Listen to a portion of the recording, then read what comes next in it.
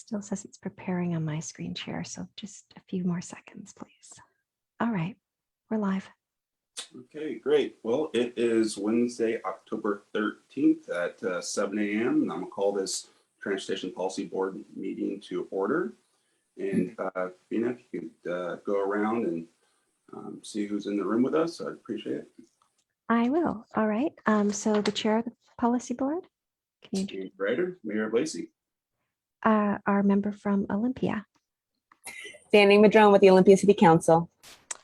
our member from Tumwater, Pete Komet, Tumwater Mayor, representing Tumwater. and we And have I'm our own. Charlie Snyder, Tumwater. Thank you. I'm the alternate to the mayor. Great. I'm not seeing our member from Thurston County yet. Our member from Rainier, the city of Rainier. Ron Kemp, City of Rainier. I'm not seeing Tenino yet for Yelm. Our representative from Intercity Transit.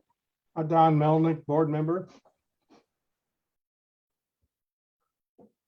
From Department of Transportation. John Lennon's Region Administrator is here. Good morning. And our business rep. Renee Radcliffe Sinclair, business. And then our emeritus business rep. Doug DeForest. And then we have two community reps. Why don't we start with Graham? Graham Sackerson, Vice Chair. And then our other community rep, Kevin. Kevin Festinger, Community Rep. All right. Did I capture all our board members? Yes. Okay, great. Mark, were you going to do staff? Or would you Yeah. like me to? Okay. No, I can do that. And so for staff from Intercity Transit, Rob LaFontaine, from City of Olympia, Sophie Stimson and Michelle Swanson.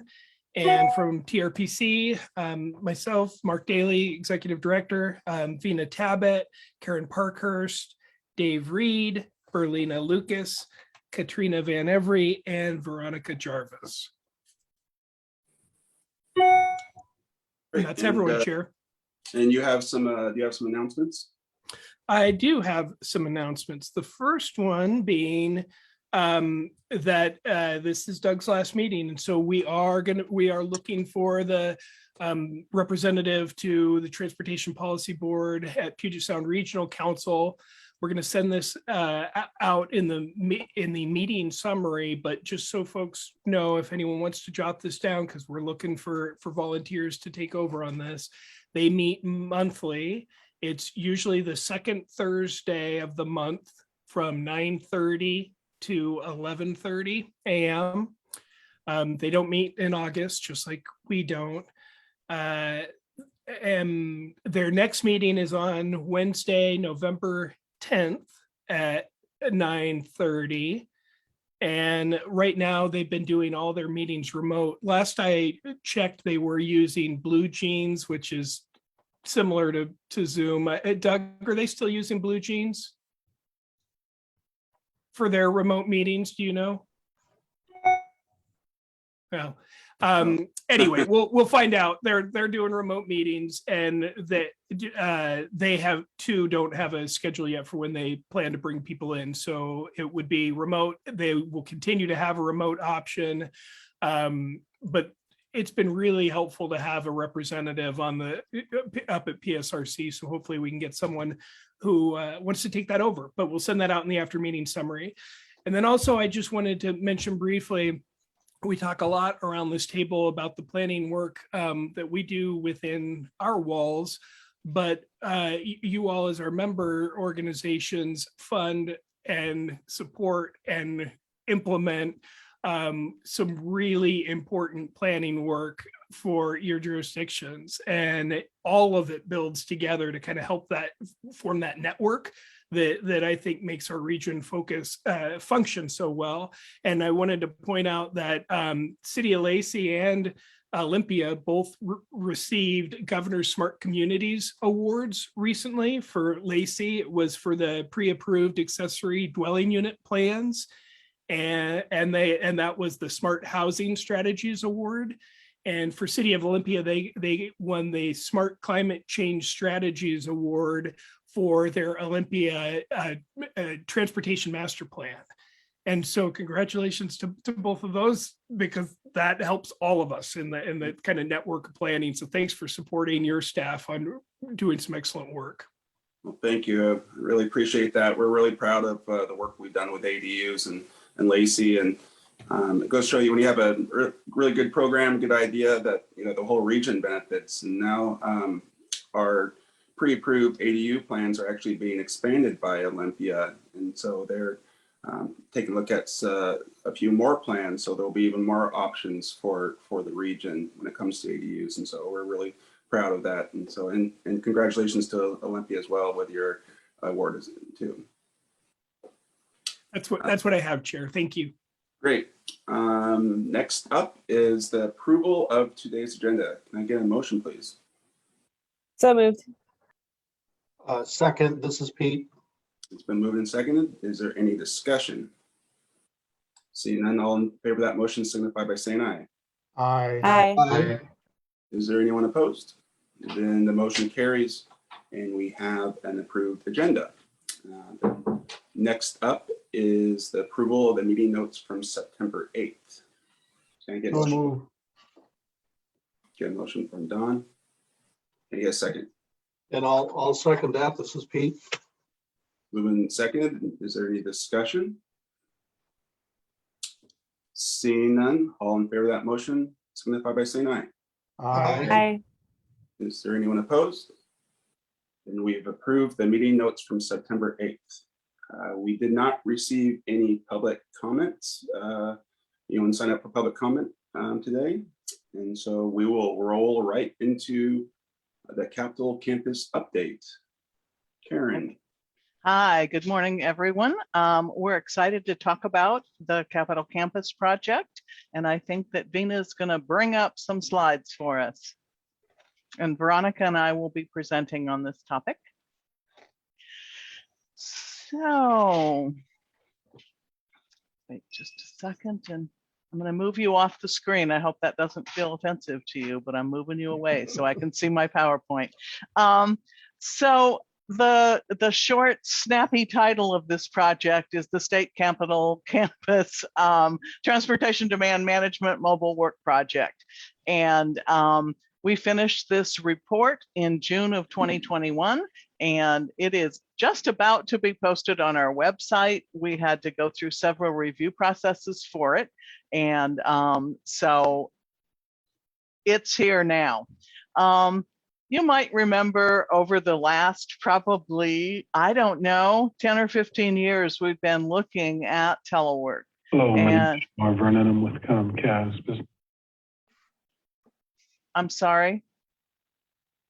No, that was an accident, I think, on someone's. Yeah, go ahead, Karen. Oh, okay, sorry. Anyway, so let's go to the next slide.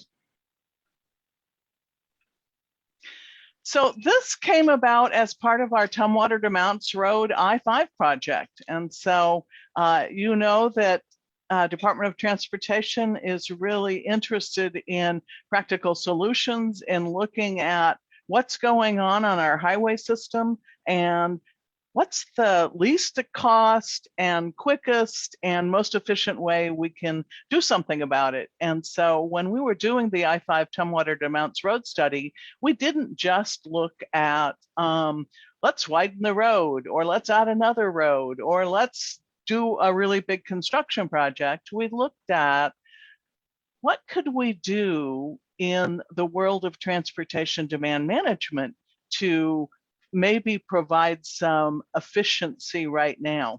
So transportation demand management would include things like working from home, staggering work schedules, looking at, oh, here's all these people in cars. What if they were on buses and the like? And it also includes ramp metering, hard shoulder running, any of those smaller things that bring us to more efficiency, more capacity on the road without necessarily making a major investment and major disruption in the road. And so it's exciting. I'm just going to say this out front. It's exciting to work in a state where Department of Transportation considers all this broad range of solutions to problems. Next slide. So we had a project that we were going to do, and it was all about Telework Tuesdays, and we were going to have friendly competitions, and we were going to have the governor challenge people to do more work for to have more people doing telework. And this was focused on the state capitol campus in Olympia, and COVID came along and kind of changed our strategies. As you can imagine, nobody was in the mood to have friendly conversations. People were working from home because they had no choice but to work from home. Lots of concerns about, keeping people safe and keeping the work of the state going.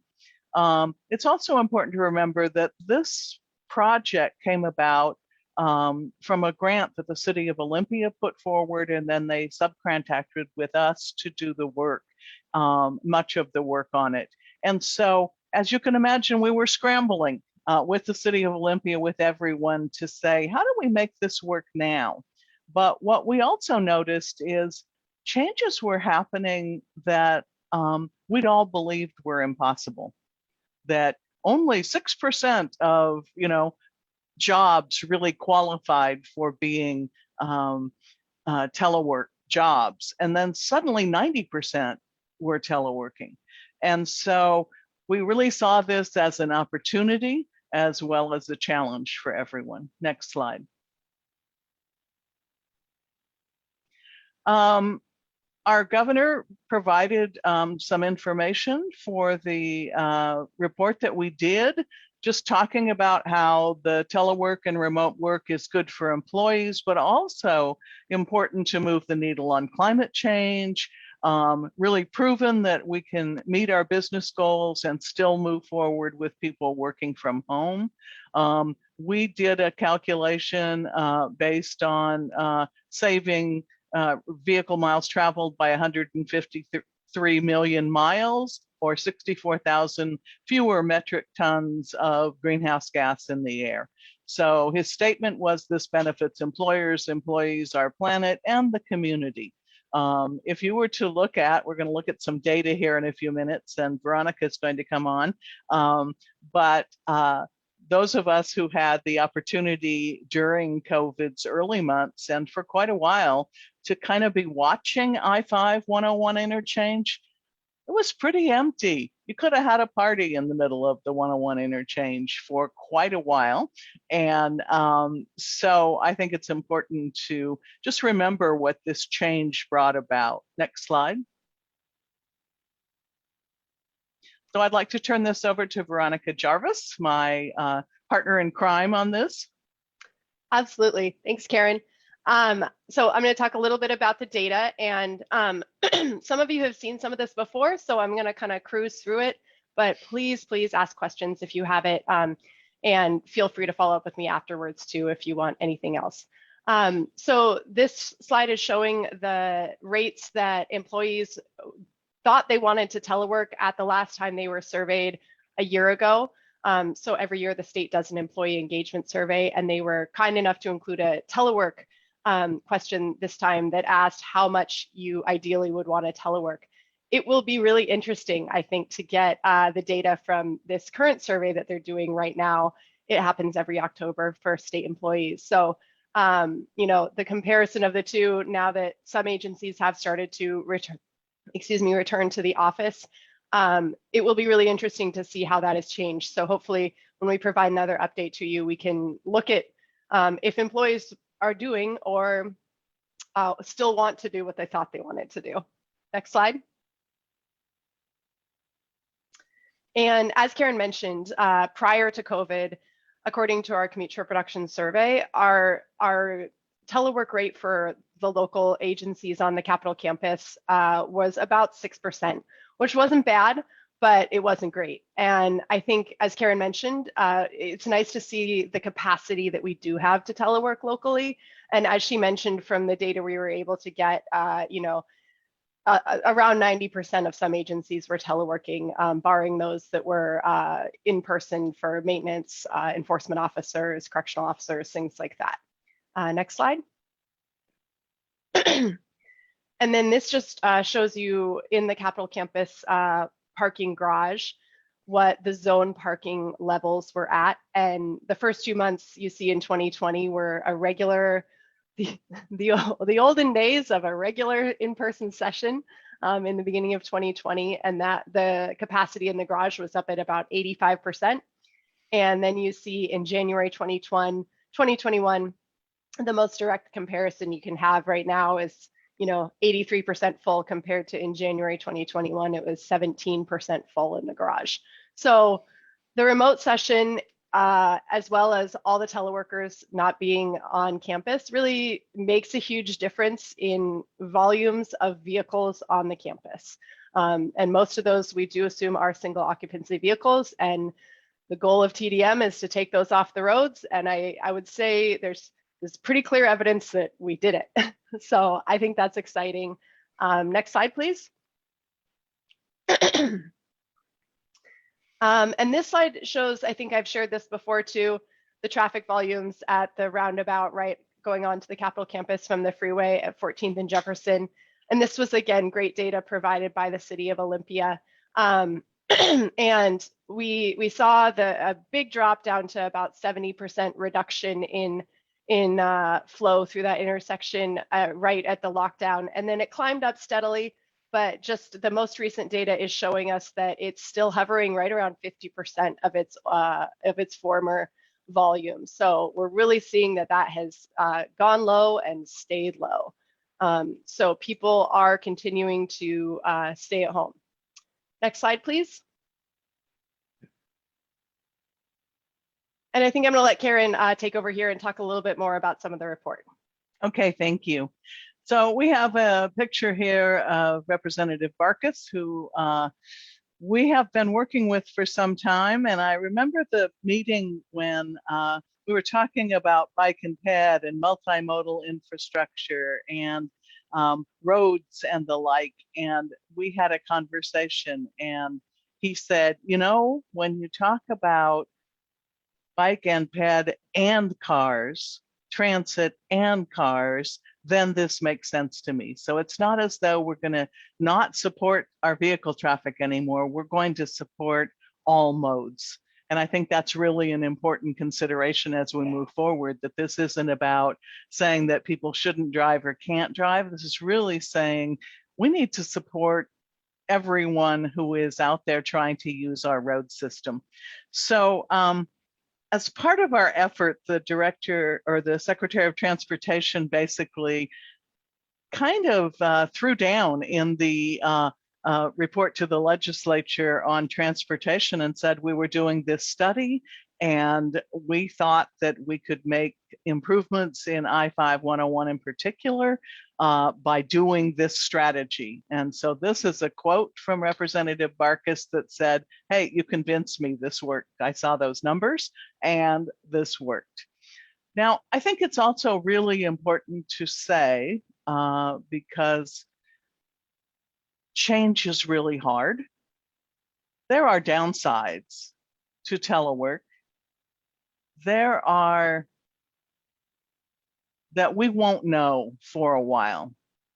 How much of isolation that people might be feeling, how much of mental health issues that are being experienced by a lot of people, how much of wondering why you had children in the first place from having them in your homes all the time, how much of that is COVID and how much of that is working from home. And so trying to tease that out will take some time. And we're now really looking at this from a more deliberative way. We did what we had to do in an emergency. And now what does it mean? And how often do we want to do it? And what are the benefits and downsides?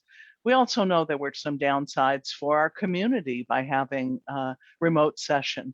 EDC estimated about $4 million loss, and that included people going to restaurants, staying in hotels, the rental that often legislators rent rooms in houses or the like. All of that had an impact on our local community. How much of that was just from more telework and how much of that was from the whole pandemic kinds of atmosphere that we were in. So it's going to be really interesting as we move forward into phase 2 of this, which we'll talk about in a few minutes, to really think about this and think about change management that's required for us to move forward on this. I would also say I wanted to comment on the slides that we just did on data. We brought forward the data that's in our report because that's what you'll be going to look at online. So we have some more current data from City of Olympia, for example, have some more current data from Department of Transportation, but we wanted to go with sort of the whole package of the report. Next slide. So here's the recommendations, and I had to put them in this fancy script. So basically what we learned is that this drastic illustration of the impact that a large work site has on our community, that the jurisdictions who are charged with commute trip reduction laws and making those work and meeting goals, those jurisdictions that have climate goals that they have put in place, without the cooperation and collaboration with the state of Washington, it will be hard for us to meet those goals. And so I think that's sort of our whereas. And then here are the recommendations. And the first one is that we need to be working more together on this, learning from each other. Our chair mentioned earlier with the ADU, how one jurisdiction moves things forward, one partner then takes that and moves it forward even more. So we need to see this working together at the regional, local, and state level. And the commute trip reduction plan has called for that forever. And so this gives us new incentives to move forward. We talked about change management. We were challenged in sharing data. And that's always difficult to do, but there were times in this crisis where there was fear that state agencies were too stressed really to do a survey. And I do understand that. We were all trying to manage our employees' productivity as well as their whole selves during this time frame. And so we're going to need to work more together on that data and how to collect it. So we don't have some of the data we would have liked for, hey, what's happening this month, and can we survey everyone at the same time and ask the same questions and kind of require that people share data? And we're still working on that collaboration. The next one is part of some of our climate plans. It is one of the issues we'll be bringing to you in our legislative packet, and that is the high-speed broadband. That it certainly is essential for the future of telework, but it's also really critical for fair and equitable access to services and opportunities. So it didn't do you much good to have a telemedicine appointment available if you didn't have the broadband to come into the system. Same is true for children in schools. We're suggesting that people consider a standard office kit. So what is it that you need to have at home? I think I've mentioned before the day that many of us came to bring our chairs home and how that felt to be in the parking lot loading a government chair into the back of your truck and thinking, I should have a sign up that says I'm not stealing this chair. And so those kind of processes are becoming more standardized now. So next slide.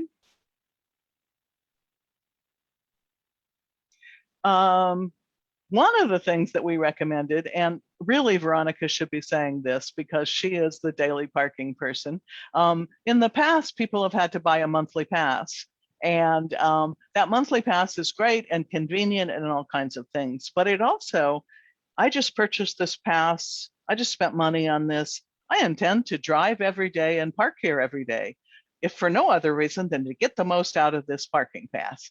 And so having an option that is easy to make a daily choice about parking is something that we've been, all right, Veronica's been pushing for some time. This is true. This is true. Yeah. I don't think I Yes. have been on a call with her that she didn't say daily parking. Daily parking. It was just sort of in the background. Anyway, so that's done. There's still some work to be done on making it easier and more efficient, but the state stepped up and said, okay, we're going to do this. Training for managers and employees. Again, this happened very quickly, and training is critical. How do we manage those people who are teleworking? How do we manage folks who, because of their job, can't telework? What does that mean? The governor's executive order on telework was several years ago, and it really talked about spending time deciding which jobs can telework and sort of having that background on what we would do in a telework situation. Now we know it can work. So let's update it to say we need some results. Here's what your goals are. OFM has a great dashboard on their website, the Office of Financial Management, and we want to continue to work to be able to have readily available data that crosses, government lines. Looking for opportunities to reduce office space. Next month, John Winans will be coming to show us the new DOT office space in the Hawks Prairie area. And they were moving sort of at the same time that some of these other things were happening. And so they made some adjustments, but it will be interesting. And again, that provides an opportunity for us to share, to learn what lessons they learned in putting together their drop-in workspaces, hoteling spaces, and the like. They've been able to reduce some office space in downtown Seattle, which my guess is was kind of expensive office space, by closing one office and combining offices because people were working from home. And so what does that look like over time is hard to really say, oh, we're going to save this much money by this date. Every building has a different lease structure, lease time, and the like. And so that's something that we're going to have to work on. I do know that in one meeting, the mayor of Olympia said, oh, we're going to have office space, let's turn it into housing. She said it much more elegantly. But what are we going to do with this available office space? Here's one. Now, I rant about this one a lot. If I'm a state employee and I work for this agency, I have this kind of a CTR and telework policy that applies. If I work across the street at this agency, I have a whole different program that applies. So as you can imagine, in our community, we often have multiple members of the same family who work in state government. There's no consistency in plans. Some state agencies provide incentives for people who ride the bus or walk or bike or telework. Some provide nothing. Some can hardly wait to get everyone back into the office. Some are saying, you know, this works really well. So a consistent program across state employees would be really helpful, so that there's some predictability about it. And sometimes it's even different corners of the same building in the same agency. If you work in this corner, we're going to let you telework. If you don't work in this corner, we don't trust teleworking. And so there's just not a lot of consistency. Next slide. So that was a lot of talk. So challenges, there are challenges to this. We talked a little bit about this, separate rules and separate fiefdoms. That's as good as a picture I could find that might represent a fiefdom that basically says we're our own person and organization and we're going to do things our way. And then obviously ferry boat captains are what is always brought up, and bus drivers as folks who have trouble working from home. And so some jobs don't work that way. How do you have fairness in the work site? How do you have equity in the work site? Next slide.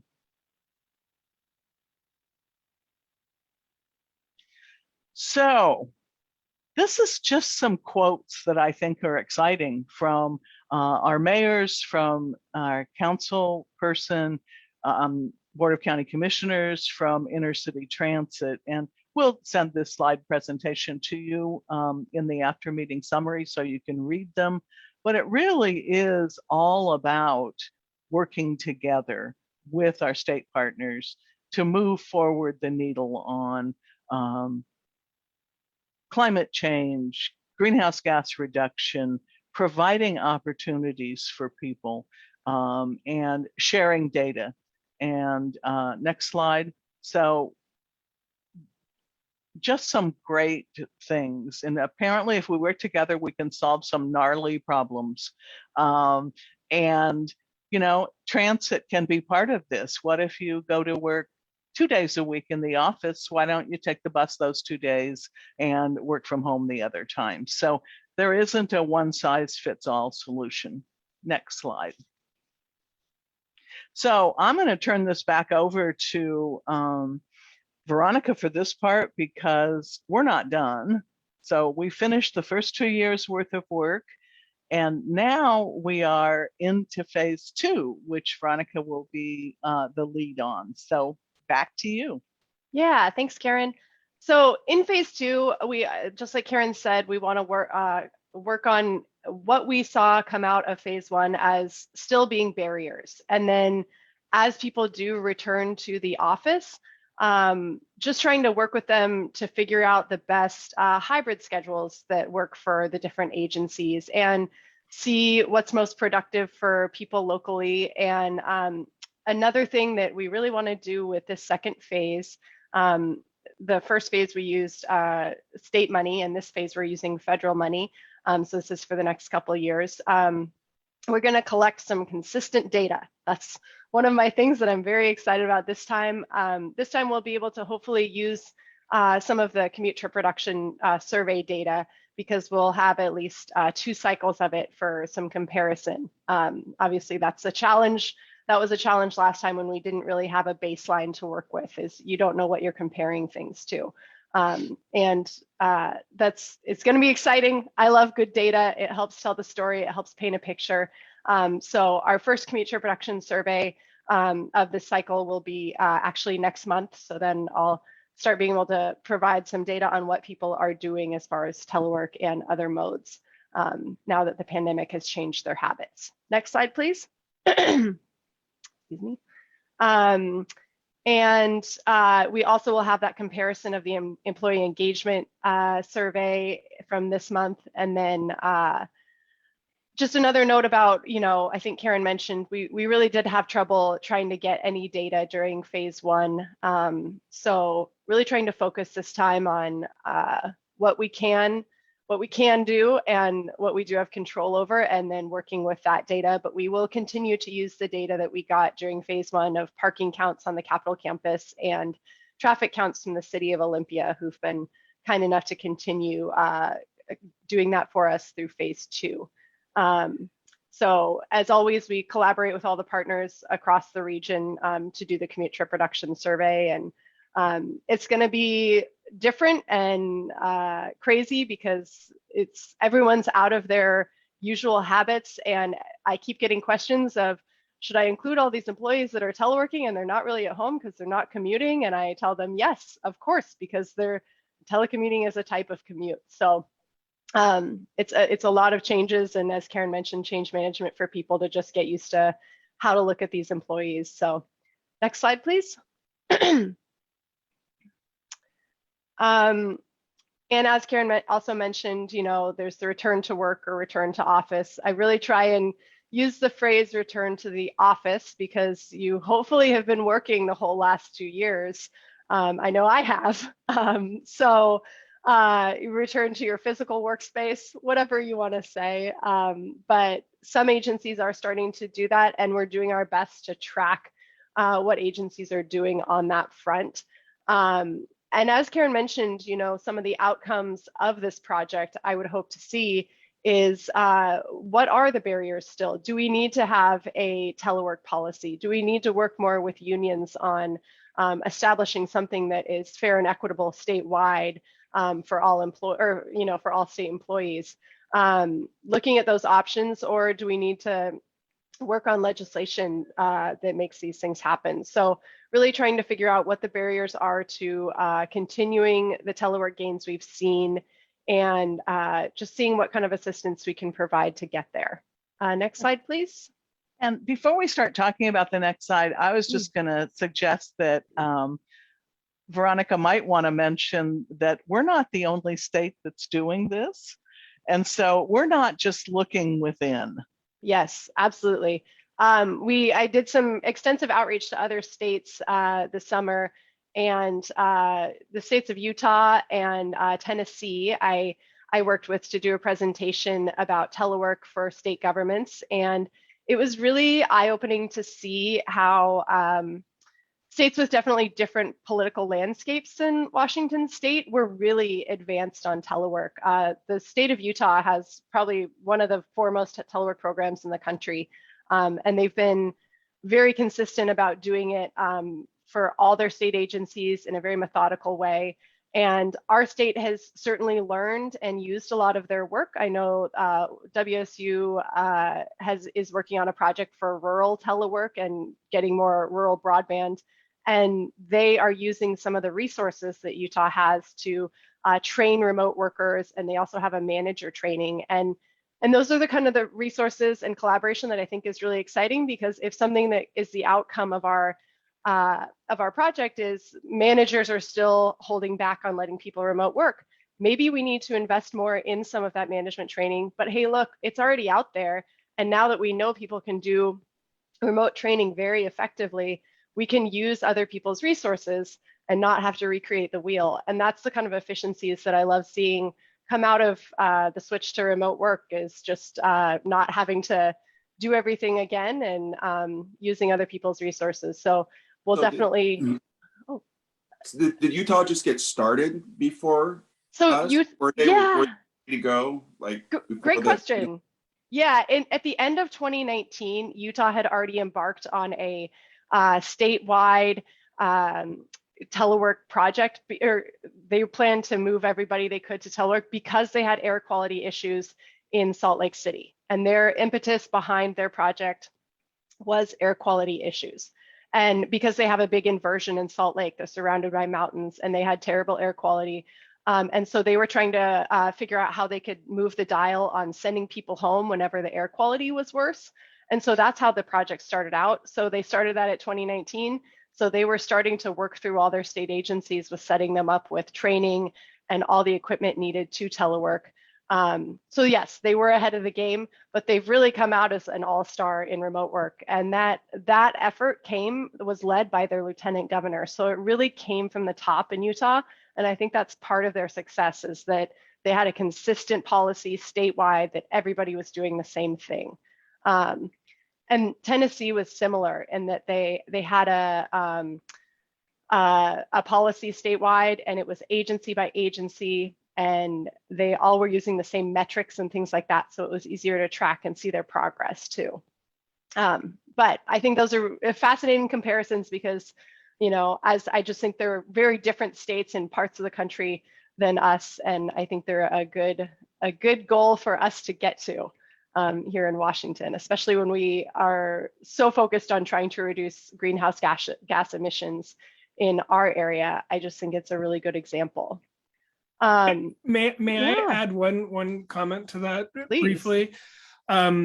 Because from my chair, I can maybe be a little more pointed in some of some of the observations, and I do think it's important to note that we've talked about WSDOT and what a great job WSDOT is doing to embrace, promote, and really try and maintain the benefits of telework. As we've been doing this project, it's different state agency by state agency. And we have not seen that level of commitment from all the agencies, and even at some of the more senior levels of our state administration. And so I bring that up because regionally, we've got some work to do working with our state partners to get a little more consistency, a little more commitment, a little bit more shoulder behind these efforts if we're going to reap the full benefits. And that's something we're working on, but it's been challenging. It has been challenging. Sorry, Yeah. thank you. No, thank you for bringing that up, Mark. And, definitely taking it a step farther than I would, but absolutely how I feel I would love to see more consistency. And we've been working with some legislators on maybe options for taking that to the next step, maybe during this legislative session or just in the future of who to collaborate with to help make that happen. And I think there's a lot of opportunity out there. Telework can't save the world, but it's a tool in the toolbox that it makes no sense not to use. So Can I think ask a question? Yes, please. Yeah. My question is relation to, for us, we're governments and public, especially our older public, always comes, and they prefer to have someone in person that they can talk to. Mm-hmm. And that's been a struggle that a lot of our departments and offices are facing now. It's like, well, how do we balance that? How do we balance, this side that prefers to have people come into the office and be there, and also teleworking, and it's pretty obvious that we're heading that way. Do you know what those states are doing? Yeah, and also examples from our own state that I can bring up is Department of Licensing for the state. Obviously, they have a lot of in-person interactions for when you need to get your driver's license, things like that. And what they've done more of now is, yes, a lot of those people do want to telework, but what they've done is, a lot more people can now renew online, but there's still an option of office availability for those that do want to come in person and, making appointment, things like that. And so having that availability, absolutely, but just making sure that you're also making it just easy as pie to do online.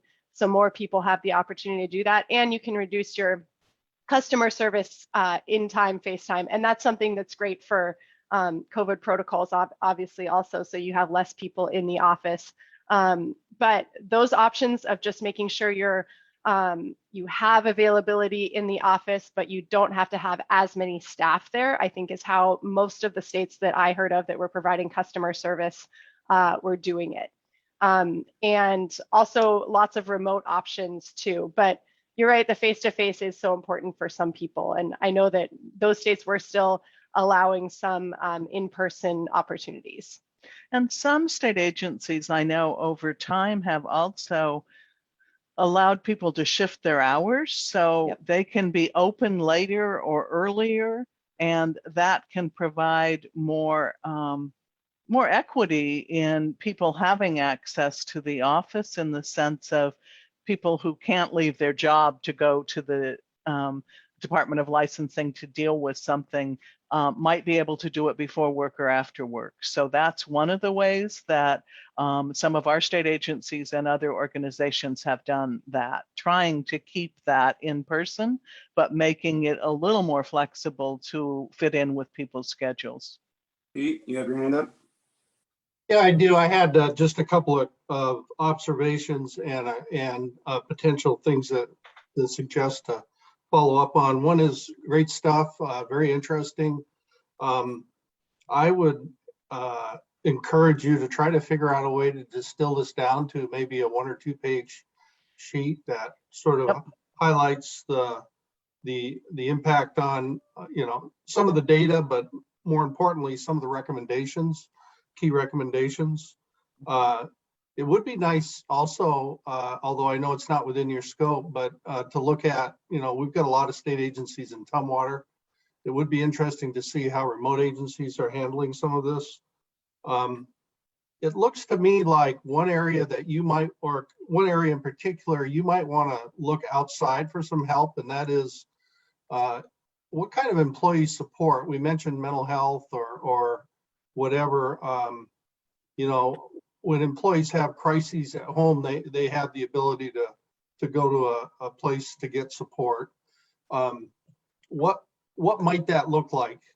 Should there be some kind of regular consultation with employees by a non-supervisor just to see how they're doing? Or what do supervisors look for to see that there's potential issue there? I think that's an area that's really beyond my expertise, but I think something that the personnel side of things may want to look at. I'd also be interested in knowing that this, given that people, you mentioned a home kit, have we seen an increase in the home injury claims, from this? You're saying no, that's good. And then, Well, we don't know if they're not reporting them or if they're not having them. So Okay. ergonomics issues need Right. to be in the forefront. That's a good L&I question. Say you're at Mhm. home working and you trip and fall. Is that an L&I claim, or are you home and so that it doesn't qualify? Right. And then lastly, I just wanted to say, it would be interesting to talk to some of these agencies about what has been the impact on their computer support departments. Have they had to expand those departments, facility, hardware, software, just some sense of what those impacts are, I think would be another thing to kind of look at. This is, again, great stuff, very encouraging. Appreciate the report today. Yeah. Yeah, just Don, a quick note on the computers. We did talk to agencies a lot about that in the beginning of the pandemic, and most of them had already started to make that transition to laptops for everyone. But some agencies are still working it, and it really truly is agency by agency still. Don? Oh, you're on mute. Don, you're on mute. I think what you guys have been doing is really tremendous. And it was exciting to hear that some other states, Utah and Tennessee, have done a whole lot.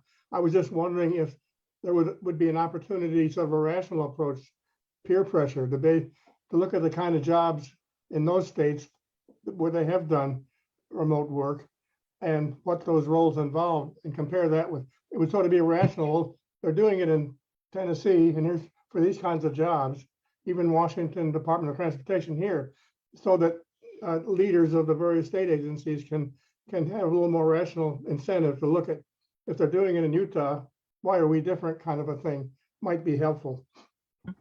Great call. John?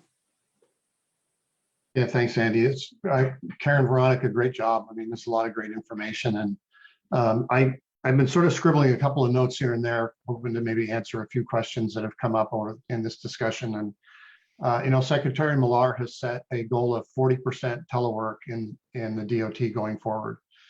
But to get to 40% of our total workforce, given that over half our workforce cannot telework, ferry operations, construction, maintenance, 40% agency-wide really means about 80% of our telework eligible positions. So it's a heavy lift. We're there now, but it's going to be interesting to see what happens as we start giving people the ability to return to office. Early indications are we're going to continue to see most people want to telework at least 3 days a week. So that's really interesting. And I'm going to talk next month about our new campus and how we're changing sort of our approach for that. We do still have some people that we thought would want to come in. I never would have imagined that we could stop issuing oversized load permits in person, that the trucking industry would just go off on us. It just hasn't been the case. In fact, as we started reopening our maintenance offices after the initial stay home order, we didn't have anybody showing up for permits. We just continued to do them online, and we've officially stopped the practice in the Olympic region of issuing permits in person. You can't come to one of our maintenance offices now and get a permit. If you call ahead and say, I just can't do it for some reason, we can accommodate you, but we're just not seeing it. So it's really an interesting shift. And on the IT side, our IT department has been so incredibly busy. and so incredibly supportive. It's amazing. We also did have to shift more to laptops. They're more expensive than desktops. You can get a desktop computer for, you know, $600-700. A laptop, not so much, but we have made the shift completely now. And our experience was a little different in that when we sent everybody home, they were literally, I was laughing when Karen was talking about office chairs, because when the stay home, the emergency order came out, I looked out my office window and there were cars backed up to our building and people were loading computers and chairs and filing cabinets. I mean, it looked like something off of a riot movie you see, you know. But it's, you know, it's working out, and we are not seeing at-home injuries. We are not seeing ergonomic claims, but our safety office has been very clear. If you have ergonomic questions for your home setup, call a Teams meeting. We've been doing online ergonomic fittings for office furniture that are working out very well. So anyway, there's the list of comments that I want to just add as I've been listening to this great conversation. So thanks. Thank you. And do we have anything else from staff? We're getting over on time. Yeah, this is just the last slide. I would just say that we'll send out the link to the report. We really tried to look broadly in our report. So we talked to local governments, we talked to our business community. We really tried to say, here's a picture of what's happening. And we will be doing something similar in phase 2, but it will take all of us working together. And we have been talking to the mayors and commissioners about a meeting with the governor and seeing if we could make that happen, since this has something to do with climate change. And so we're going to continue to need your help. Thank you. Thanks for the opportunity. Appreciate it. Keep up the great work. So next up on our agenda is the meeting time and duration. Okay, you're back to me. So basically at our last meeting, you talked about, well, do we want to keep our same meeting time? We know that this is a conversation that we have had, well, every year as we move forward and adopt the agenda and the setting of the time meetings for the year. This really came up around, we've been noticing that the meetings, sometimes we've had to do 2-hour meetings and sometimes they're going over time. And so it was really to have the conversation, should we move to a 2-hour meeting? So we did a little survey, and many of our members responded, and basically people would like to keep things the way they are, with having an 1.5-hour meeting on a routine basis, with meeting on the second Wednesday at 7 a.m. And the other caveat, though, that really came up was to really be open to this. We wanted to resolve this issue before we kick off our recruitment for business and community representatives, so we were able to give them that information. But we will really try and in that process and in other processes, hear from our community on if this time is problematic. We have heard really positive things in that people could come and give testimony before work, that they really appreciate the remote meetings. But for now, the recommendation, and you need to kind of rubber stamp that recommendation, is that we would stay with the second Wednesday meetings from 7 to 8:30 and have an occasional 2-hour meeting when required with prior notice, and to keep an eye on this. Can I get a motion to approve? So moved. John O'Callaghan. And that second was Danny Madrone. Okay, it's been moved in second. Is there any other discussion? This is my largest failure as a transfer as the chair that we're still meeting at 7 a.m. But I'll wear it. Sorry, Andy. Is there any other discussion? It's been moved and seconded. All in favor of the motion signify by saying aye. Aye. Aye. Is there anyone opposed? Then the motion carries. You're not going to vote opposed, Andy? I abstain. The next up is the RTP amendment process. Good morning, everyone. So I'm just going to give you an update on the Regional Transportation Plan amendment process. So in our Regional Transportation Plan, the RTP, we have committed to doing an annual update in between our formal updates. And so we did a lot of work to understand what's necessary, what would benefit the communities and keep staff from being overworked and overwhelmed with the possibilities that amendments could come in. So we reached out to the TAC and let them know that we were initiating this process. So we've gone ahead and set up a schedule for Regional Transportation Plan amendments for this year. They are really kind of limited to two factors. One is amendments that are required by state or federal law. So these are the amendments that are only required when another amendment triggers a state or federal amendments implementation. An example of that is that one of the things that have changed is that we do have a requirement for transit performance measures. And we don't have to actually implement those into the RTP until we open up the RTP for amendments. So that's an example of one of those state or federal requirements. And just so you know that when a state or federal amendment comes up that is required to be adopted as soon as possible, we still have the flexibility to open up an amendment to take care of those things. The second type of amendment that is being considered for this round is a project list amendment. So these are amendments to the regional project list that we get from our jurisdictions.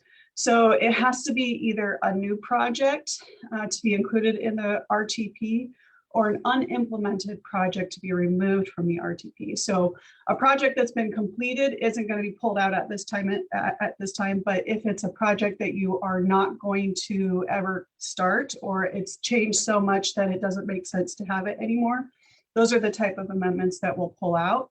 If there's a new project that has become necessary for your region or your city or your jurisdiction, then that's something that can also be put into the plan during these annual updates between the formal amendment cycle. We did limit this to amendments that come from the jurisdictions. So because the jurisdictions are the ones that have to implement these transportation projects, it made sense that they would also be the ones that need to be responsible for requesting a project to be put in or be taken out. These amendments need to be consistent with the jurisdiction's adopted planning documents. So that could be the comprehensive plan, capital facilities plan, or other relevant planning document. And where a project crosses jurisdictions or affects more than one agency, we're also asking for that concurrency from that other affected jurisdiction. So for example, locally improved or locally proposed investments on state-owned facilities would need to have WSDOT concurrence for putting that project into the plan or taking it out. So we are accepting requests for amendments through November 10th. This has gone out to members of the TAC, so your public works staff. We've also notified the planning departments to let our advanced planners or the long range planners to know about this as well, in case they need to do some talking with the other side of the aisle, as it were. But we'll be accepting those amendments requests until November 10th, at which time we'll go ahead and compile them all. And coming back to you all on December 8th to say this is the list of amendments that we've had requested. If there are amendments at that point in time, we'll continue through a lengthy process of review, and that would end on April 1st, when we hope that council will consider adoption. If we don't hear from anyone requesting an amendment, then we will be done in December. So stay tuned. I'm happy to answer any questions you might have about this, and I'll turn it over to you, Chair. Are there any questions?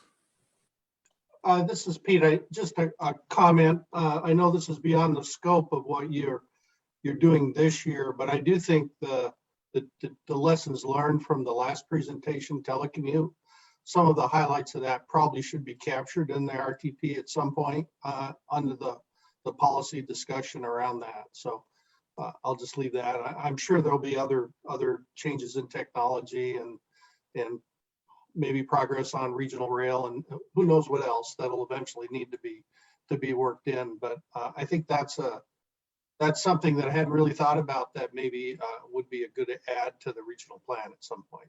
Absolutely. And I think as we look at, consider all the things that are going to happen since we adopted the plan in 2020, and we anticipate starting up the full amendment process in a few years, I think there's going to be a lot that we're going to have to look at changing or adding or subtracting. I think we're also going to have to, once we know what's happening with our status as a transportation management area, that may also affect it. So I think you're absolutely right, Pete. That is definitely something that we'll look at adding into or talking more about in the formal amendment of the plan. Any other questions or comments? Seeing none, then I'll go to our next agenda item, which is the federal legislation update. Well, I will catch us up on this item in time because I have no idea what's going on. Let me just tell you that. So I went out to all of my usual sources, and while they were all really, I think this is not, is this the legislative session or the federal update? This is federal. the federal up. So this one doesn't come now, this PowerPoint. Sorry, it was like, wait a minute, what is this? Anyway, we know that the House passed a measure and we're sort of alive until December.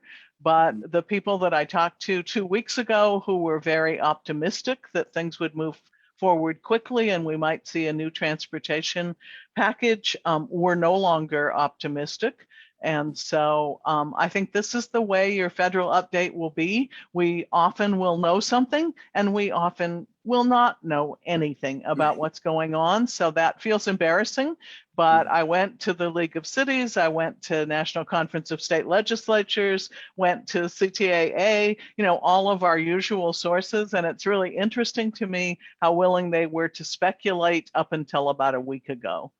And now no one's speculating anything. So I will keep you posted. If we know something by the time the after meeting summary comes out, then I'll be happy to update it.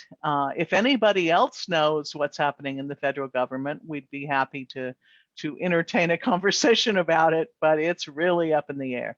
Okay, we've talked about this a little bit before. I can still reach out to Congresswoman Strickland's office, and she's right there. I did that too, and they were kind of, Okay. Hate to say anything. Got it.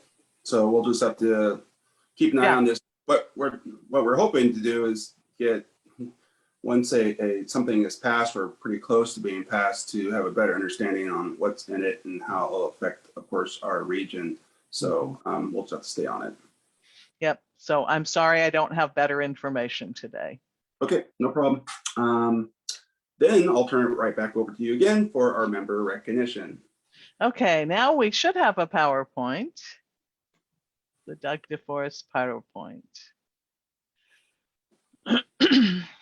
Which I wait a minute. And our chair and others will be commenting on this. And so we're going to just have a little PowerPoint and then we will be hearing from members on some facts and information about Doug. So here's a picture of Doug DeForest. He has been with us since 1989 and our longest serving member. Next slide. I wanted to bring in a little frivolity in the sense that we did a little digging and had help digging in the Olympia Master Builders archives. And Angela White, who used to be a member of this group, helped us. So this is the 2 hard hat pictures that we found with Doug out in the field. And I think there's some jocularity happening in this left one. I think they're at a party doing some sort of a presentation. We weren't able to find that out, but this is the Doug in hard hats. Next slide. We talked a little bit before the meeting about the chalk line. I went and looked at some of the pieces of the chalk line articles, and this first quote, "Why is an industry whose sole purpose is to put a roof over people's heads being forced to resort to the courts to provide a product that almost everyone wants?" This was at a time when basically the idea that the building industry would be on the Transportation Policy Board, when for many people they were the devil. And so there was a lot of conflict that was going on, and I think others might talk about that a little bit. I think that the other piece, as I mentioned before the meeting, he did always call out TRPC. In this case, it was providing an excellent, although long, list of speakers when we were doing forums. So this is just, for those of you who don't know, Doug was the executive director of the Olympia Master Builders for about 15 years. And the chalk line was a newsletter that came out, and he was very clear about what was happening in the community. He was also quite kind and didn't really name names. Next slide. Then we have Groovy Doug. I thought it was really important that we recognize that he worked hard and he was an important part of our community. He still is, but that he had a little fun. I think this is the Austin Powers look and the hippie look. There weren't a lot of explanations in these pictures, so we just have to imagine what's happening. Next slide.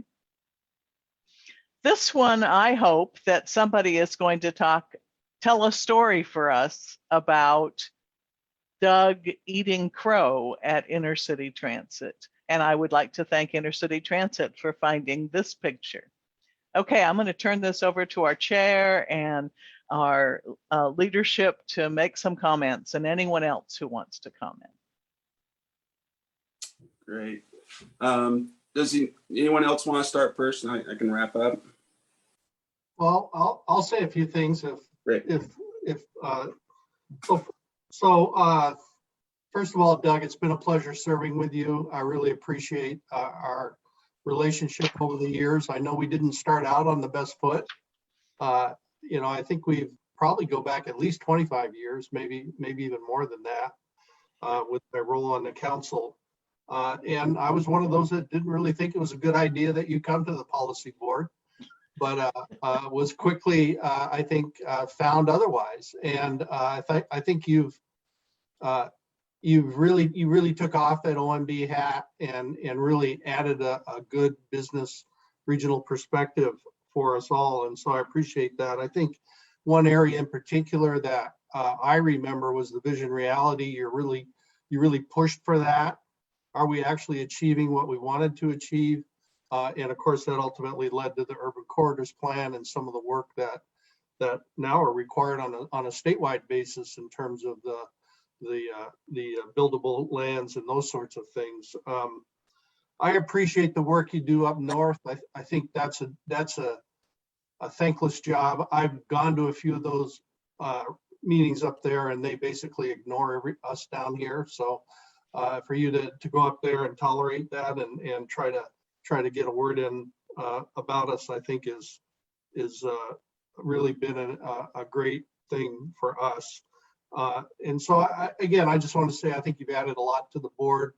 I think, and I really appreciate everything you've done over the years, and I certainly wish you the best in retirement. Dan, we'll go Danny, and then go to Don. Doug, I have not had as much time to get to know you as many other people in this room. But the first time I came to know of you was actually during the advocacy for missing middle housing in Olympia. And I remember you wrote a letter to the editor and you came to a public hearing speaking in support of it.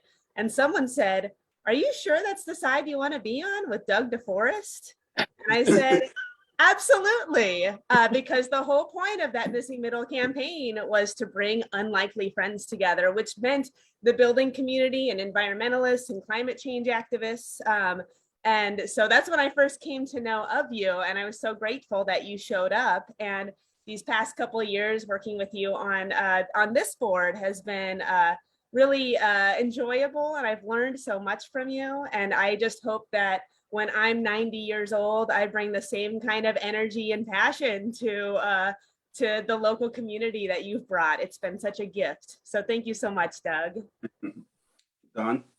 Yeah, well, first of all, Doug, I'm a relative newbie on this forum, and I don't know about the Crow and Inner City Transit, so maybe in your closing remarks, you can enlighten me. But I do appreciate your sort of frank, terse observations about things, and the fact that you were going to Seattle for the regional gatherings was a great asset to us. Thanks much. Good luck in retirement. Carolina? Thank you. Doug, I've known you personally. I feel like that was our first interaction together. And, you know, just over the years that I've known you, I've known your passion for everything you do. And, you know, when I was running for office, you told me about, you know, this committee and just your work. And, you know, throughout it all, you've always just been so dedicated. So thank you. And I hope you enjoy your retirement. Is there anyone else? Graham? Yeah. Excuse me. Yeah, I had the honor and pleasure of making those road trips to Seattle with Doug. And it was actually a lot of fun. We'd have good conversations about a variety of subjects. Found the meetings there of interest, kind of. But I really valued that time with Doug. So to me, it's a very pleasant memory, and thank you very much, Doug. Anyone else? Go ahead and chip in. Mark? I got a chance to say thank you at the council meeting, but I don't think it was mentioned, and it's worth mentioning. Doug by far is our longest serving member of either the Transportation Policy Board or the council.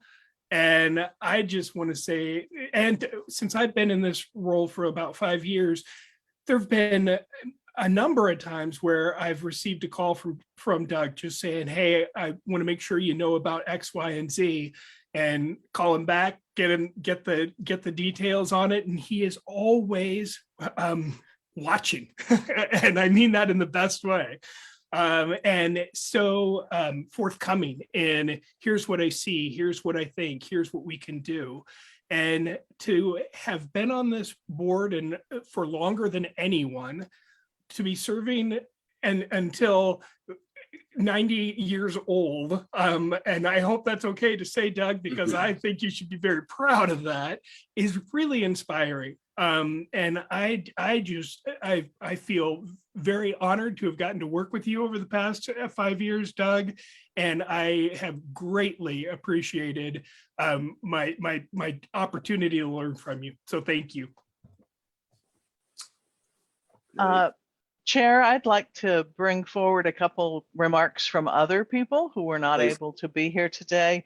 Doug Ma, former chair of the Transportation Policy Board, really wanted to comment on vision reality.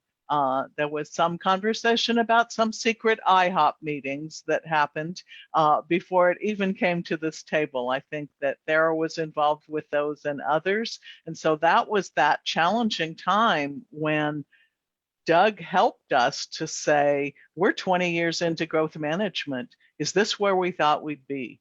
And brought this group that idea that we really needed to look at that, and helped us to bring in the business community to talk about it. And so Doug has fond memories of, okay, he really liked that Rudy Tooty fruity breakfast at IHOP, but he also has fond memories of you and working together on that project. And then Thera Black, who was a planner with our organization forever, she and I had a conversation, and she said that she is a different planner because of Doug. And she said that he helped her to see the business perspective, helped her to see that balance between land use and transportation, helped her to understand that the people who will build our community need to be at the table, not just the governments. And so thank you to Doug from Thera for helping her to broaden her perspective and be a better planner. Great. Anyone else before I jump in? John? Yeah. Oh, I am on. Okay, great. Doug, you and I go back a very long way. When I first became council in '96, and you drug me up to the state to talk about the real estate excise tax. I was pretty nervous then. I'm not so nervous about talking to those guys anymore. So I appreciate that. I don't think there's anybody here that's not going to miss you. You've meant a lot to not just this board, but to Thurston County as a whole. I remember the chalk line. I remember you in the Chamber of Commerce, all of the chambers of commerce. We were in both of them, all three of them at the time. I remember you as the executive director of the you know what board I'm talking about. Excuse me, the builders, the master builders. Again, I don't think there's anybody here that hasn't learned something from you. I think one of the things that I've learned from you is how to be more of a statesman than a hothead. Going to be missed, Doug. Thanks. John?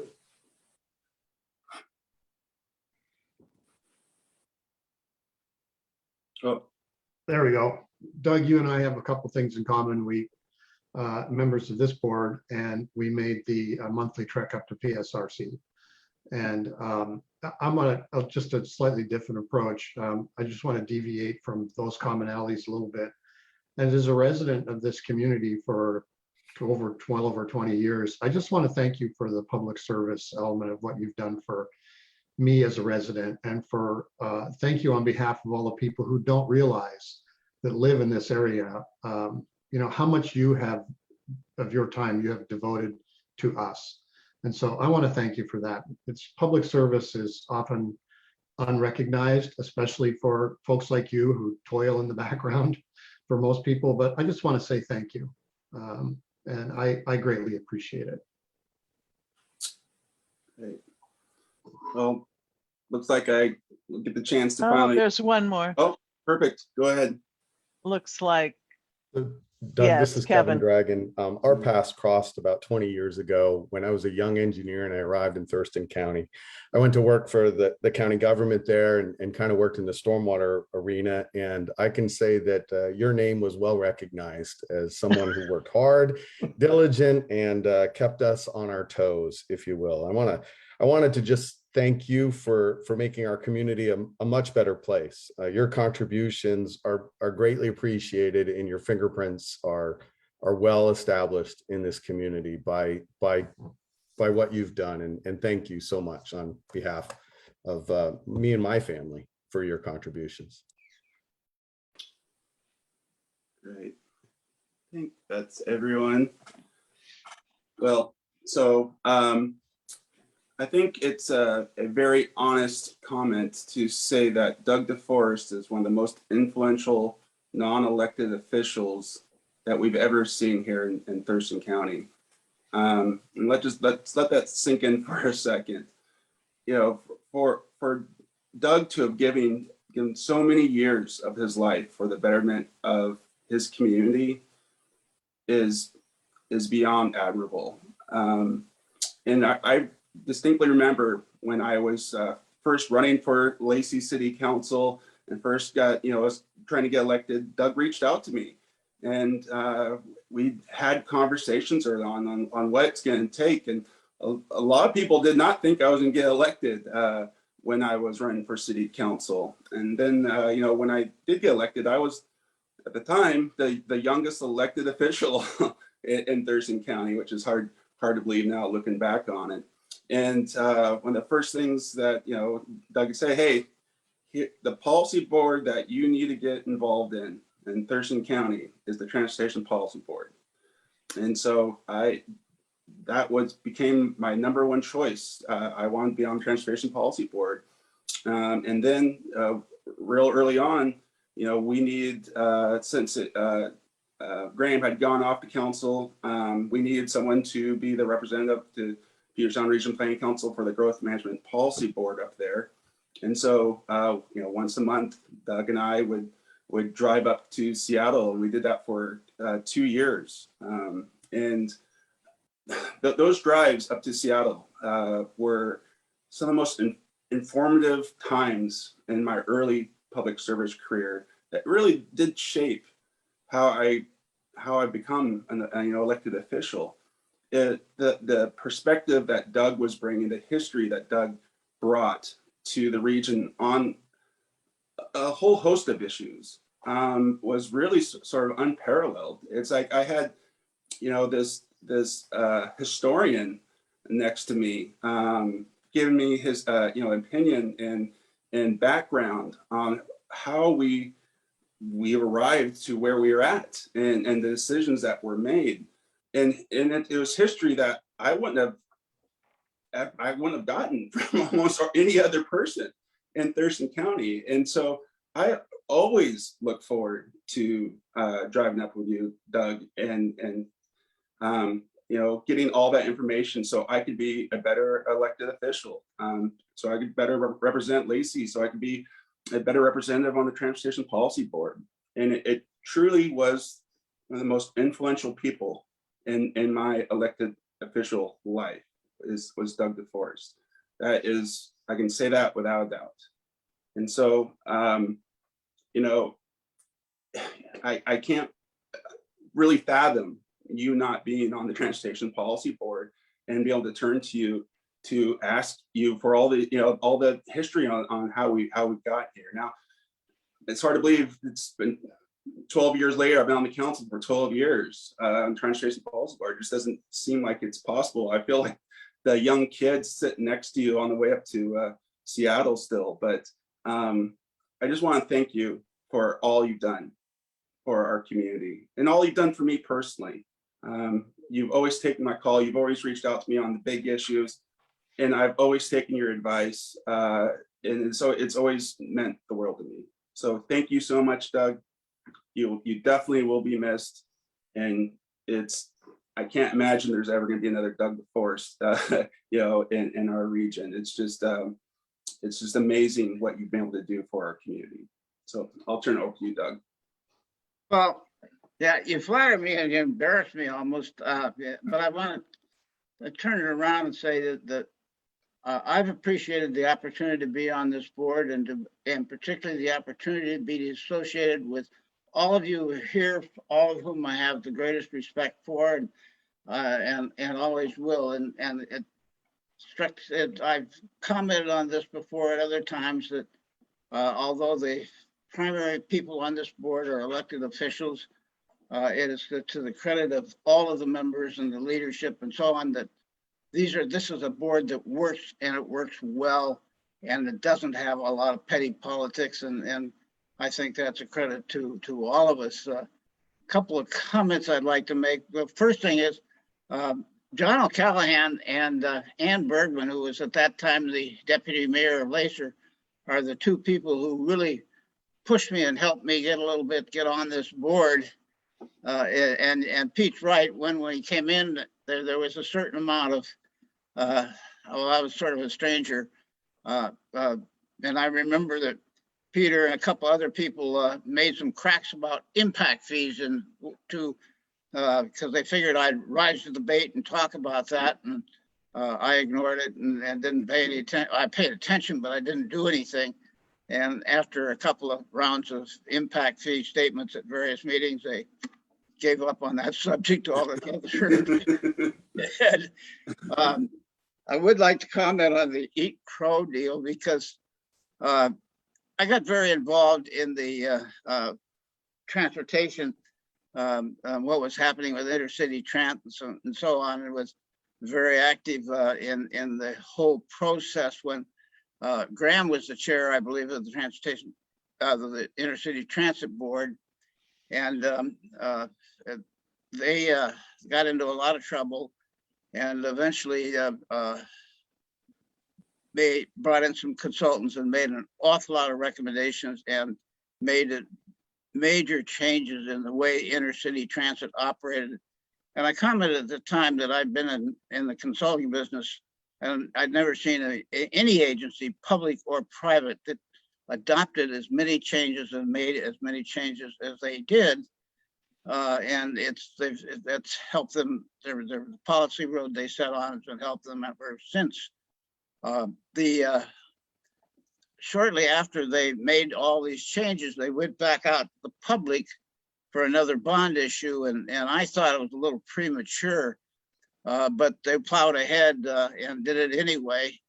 And so after the bond issue passed, I got some help from the hobby store and so on, and went to the council and said, well, you know, I took this position and obviously I was wrong and I'm going to eat crow. And then I pulled a fake crow out of the basket and that's where the picture came from. But it was a great comment. And I too remember the drives up with both Graham and Andy. That to me, that was really great times. And unfortunately, the folks up in Seattle at the Growth Management Board up there decided that they were too big to have a smaller meeting room.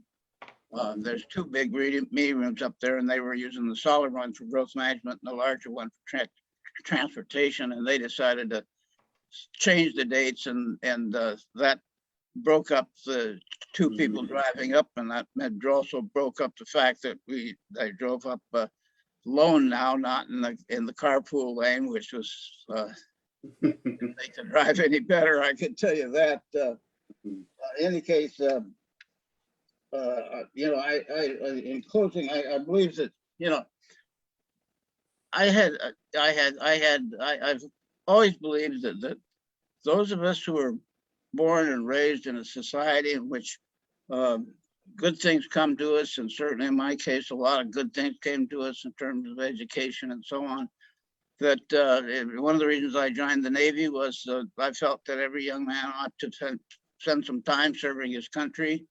And one of the reasons I've been active in these organizations is I believe that all of us who have the capability to be active should be active and should participate and should contribute to the committee and to the welfare of all of us here. And it is only by being at the table and participating at the table and learning how to cooperate with other people at tables and find common grounds, that's how we move ahead. And I think that's one of the reasons why the Transportation Board certainly epitomizes that, and why being a member of it has been an honor and a pleasure. And I thank you all for your comments and look forward to seeing you in private life. I'm not going away, and if I have anything I can contribute, hopefully you'll give me a call and I'll be happy to do it. So thank you, all of you, for your friendship, and I hope that remains forever. Thank you. Thank you, Doug. Thank you, Doug. And with that, you would like to give your last outside committee report, Doug. Yeah, as I told the regional council on Friday past, I would have liked to have had my final report on what happened up north on the last transportation policy, but if there be some sort of real blockbuster or something that was really signify, you know, you remember that forever. But unfortunately, the meeting they had was not of that type at all. There were two subjects. Number one was some transportation goals. I'll mention that in the meeting. And the second one, they broke into discussion groups to discuss racial equity and social injustice and those kinds of subjects. As far as the transportation goals are concerned, they of course do, I think, a very extensive and very good job of planning for the longer term. And they were talking about the new goals that they were setting for transportation for the year 2050. And the basic assumptions underlying those goals are two.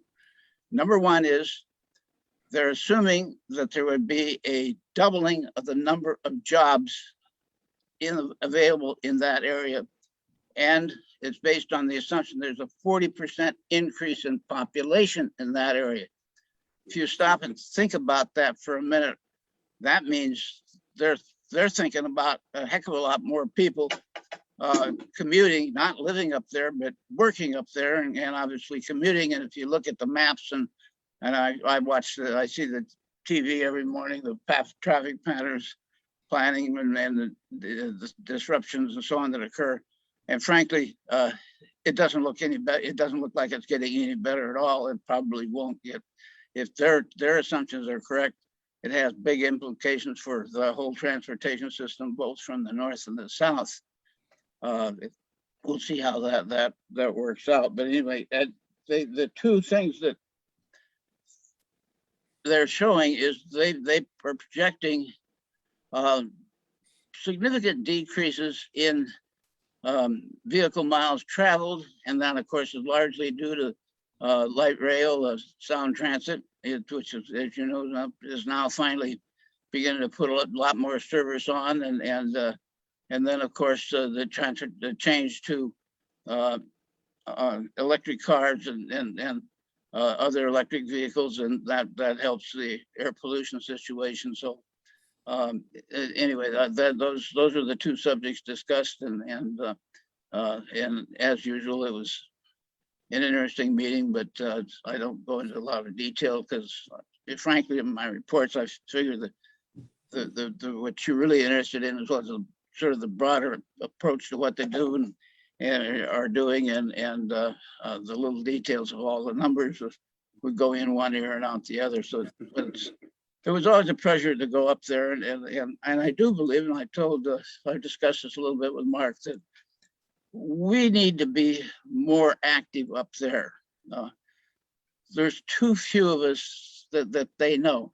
And I complimented Mark because as the executive director, he's done a very good job of filling in and maintaining contact and so on. And I would hope that whoever replaces me would also take the policy because they don't know anything about, they don't know who we are, and we got to have people up there, a few faces that they know and can talk with. And I'll tell you that personally, their reception to Josh Brown and all the members up there is very cordial, very helpful, and it's the meetings up there are not only informative, but they're also a pleasure to attend. So that's my kind of urge to hopefully somebody will do it. And if somebody does, I'd be happy to talk with them in greater detail about what all is involved. And I wrote a little memo on that subject, which I have, and we'd happy to share it. So again, thank you all very much. It's been a pleasure,